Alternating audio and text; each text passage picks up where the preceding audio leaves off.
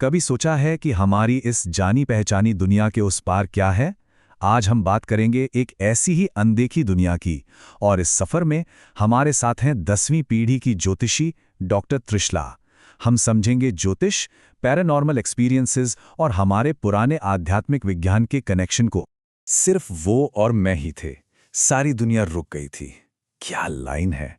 हर किसी के आध्यात्मिक सफर की शुरुआत अक्सर एक ऐसे ही मोमेंट से होती है, एक ऐसा पल जो सब कुछ बदल देता है। और डॉक्टर त्रिशला के लिए भी ये एक ऐसा ही अनुभव था, जिसने ना सिर्फ उनकी दुनिया बदली बल्कि उनकी किस्मत का रास्ता ही तय कर दिया। तो ये सब शुरू कैसे हुआ? उनकी ये यात्रा शुरू हुई जब वो सिर्फ 8 साल की थीं। जगह थी चंबल नदी, जहां उन्हें एक ऐसा विजन हुआ, एक ऐसा दिव्य दर्शन जो डरावना भी था और इतना गहरा कि वो जिंदगी भर उनके साथ रहने वाला था। तो ये टाइमलाइन देखिए, 8 साल की उम्र में वो विजन हुआ और उसके ठीक बाद उनके दादाजी ने उन्हें ज्योतिष की ट्रेनिंग देना शुरू कर दिया। पर तरीका बड़ा अजीब था, कोई थ्योरी नहीं, कोई रूल्स नहीं, सीधे चार्ट पढ़ने को दे दिया, जैसे वो उनकी अंदर की काबिलियत को परख रहे हों। और फिर 13 साल की उम्र में जब वो पहली बार गोविंद देव जी मंदिर गईं, तो वहां उन्होंने ठीक वही मूर्ति देखी जो उन्हें अपने विजन में दिखी थी। सोचिए, उनके लिए कितनी बड़ी कन्फर्मेशन रही होगी। मतलब ये सिर्फ एक "हाँ, मैंने सही देखा था" वाली बात नहीं थी। ये एक बहुत ही इमोशनल मोमेंट था, एक ऐसा अनुभव जिसने उनकी जिंदगी का मकसद तय कर दिया। उन्हें ऐसा लगा जैसे वो पूरी हो गई हो, मानो दुनिया का सब कुछ मिल गया हो, कोई सीमा ही नहीं बची हो। तो डिवाइन एक्सपीरियंसेस, मतलब जो दिव्य अनुभव होते हैं, वो हमारी रियलिटी की समझ को और बड़ा कर देते हैं।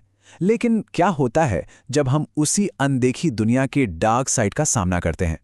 चलिए अब बात करते हैं कुछ ऐसे केसेस की जो हमारी समझ को पूरी तरह से हिला कर रख देते हैं। एक अदृश्य दुश्मन से कोई कैसे लड़ सकता है?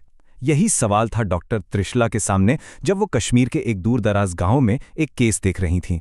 ये उनके सबसे डरावने अनुभवों में से एक था। वहां एक बच्चे पर किसी ऐसी चीज का कब्जा था जो दिखती नहीं थी। वो जो भी एंटिटी या सत्ता थी, वो धोखेबाज थी। कभी चिड़िया की आवाज निकालती तो कभी किसी जानवर की, यहां तक कि अलग अलग इंसानों की आवाज की भी नकल कर लेती थी। उसका मकसद सिर्फ एक था, कंफ्यूज करना। इसीलिए उसे बहुरूपिया कहा गया, क्योंकि उसका कोई एक रूप ही नहीं था। और यही बात उसे और भी ज्यादा खतरनाक बना रही थी। उस बच्चे को बचाने के लिए जो लड़ाई लड़ी गई, वो कोई छोटी मोटी नहीं थी। कई दिनों तक पूजा पाठ और अनुष्ठान चले, लेकिन वो सत्ता और भी अग्रेसिव होती जा रही थी। फिर एक तांत्रिक के कहने पर एक पुजारी ने उसे निकालने के लिए एक गर्म लोहे की चीज का इस्तेमाल किया। जैसे ही वो चीज बच्चे को छुआई गई, वो बेहोश हो गया। लगा कि काम हो गया, लेकिन नहीं। उस एंटिटी ने पलटकर हमला किया।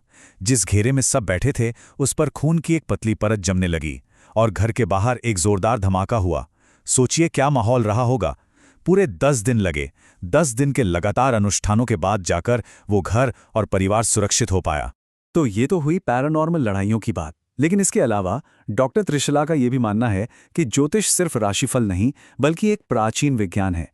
एक ऐसा विज्ञान जो कई बार वो सच सामने ला सकता है जो मॉडर्न मेडिसिन की नज़रों से भी चूक जाता है। और इसी सिलसिले में एक कहानी है। यूएसए से एक कॉल आती है। एक महिला बताती हैं कि उसका पति बाथरूम में फिसलने के बाद कोमा में चला गया है। ये एक देर रात की इमरजेंसी कॉल थी, जो एक बहुत बड़े फैमिली सीक्रेट को खोलने वाली थी।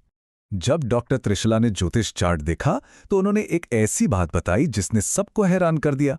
उन्होंने कहा कि उस आदमी का एक जुड़वा भाई है। ये सुनकर उसकी पत्नी को जाहिर है बहुत गुस्सा आया। उसे इस बारे में कुछ भी नहीं पता था। उसने इस बात को सिरे से खारिज कर दिया। लेकिन बाद में उसकी सास ने इस बात को कंफर्म किया, ये सच था। और जो नतीजा निकला वो और भी चौंकाने वाला था। चार्ट में एक गहरा कार्मिक कनेक्शन दिख रहा था।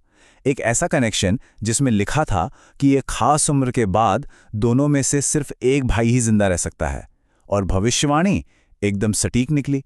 ठीक 17 दिन बाद यूएसए वाला भाई कोमा से बाहर आ गया और ठीक उसी दिन, उसी समय इंडिया में उसके जुड़वा भाई की ब्रेन हेमरेज से मौत हो गई। ये एक बहुत दिलचस्प तर्क है कि हम आज जिसे मॉडर्न साइंस कहते हैं, उसकी कई बातें हजारों साल पहले हमारे ग्रंथों में लिखी हुई थी। जैसे 100 कौरवों का जन्म, क्या वो आज के आईवीएफ जैसा नहीं है? या फिर संजय का महाभारत का लाइव नरेशन देना, ये तो लाइव स्ट्रीमिंग ही हुई ना। और पुष्पक विमान, वो तो आज के एडवांस्ड एयरक्राफ्ट से भी आगे की टेक्नोलॉजी लगती है। तो चलिए अब इन शक्तियों के एक और जरा डार्क साइड की बात करते हैं। बात करते हैं ब्लैक मैजिक की और उससे बचने के तरीकों की। आपने वशीकरण के बारे में तो सुना ही होगा। ये एक तरह का सम्मोहन या हिप्नोसिस है जिसका मकसद किसी इंसान के सोचने समझने की शक्ति पर कब्जा करना होता है, मतलब उसे अपनी कठपुतली बना लेना। और ये कैसे किया जाता है? कपड़े, बाल, नाखून जैसी पर्सनल चीजों से, या फिर कुछ खिला पिलाकर और मंत्रों के जरिए। अब सवाल ये उठता है कि अगर बाल जैसी छोटी सी चीज का भी इस्तेमाल किसी को कंट्रोल करने के लिए हो सकता है, तो फिर कोई खुद को बचाए कैसे? तो डॉक्टर त्रिशला के मुताबिक इसका हल किसी मुश्किल पूजा पाठ में नहीं है, बल्कि अपनी ऑरा, अपनी ऊर्जा को मजबूत करने में है।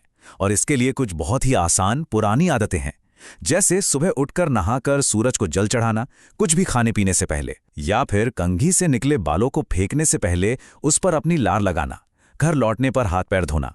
ये छोटी छोटी आदतें नेगेटिव एनर्जी के खिलाफ एक शील्ड, एक ढाल का काम करती हैं। पॉइंट ये है कि हमारी ऑरा ही हमारी फर्स्ट लाइन ऑफ डिफेंस है, हमारा सुरक्षा कवच। जब हम इन छोटी छोटी चीज़ों को नज़रअंदाज करते हैं तो ये कवच कमज़ोर पड़ जाता है और तब बाहरी नेगेटिव एनर्जीज का असर हम पर आसानी से हो सकता है। तो ये जो आदतें हैं ये उसी कवच को मजबूत करती हैं।